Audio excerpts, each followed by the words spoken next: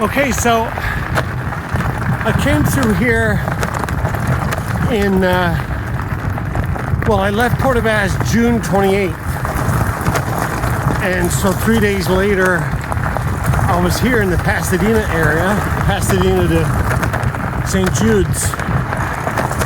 I gotta say, what a huge difference. Someone's cleared it, and they've tracked it so that there's less potholes.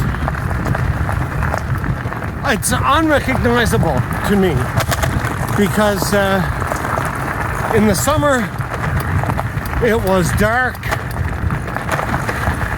and alders had encroached and I was being hit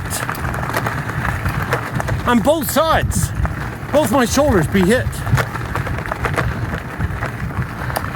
Now you can see things.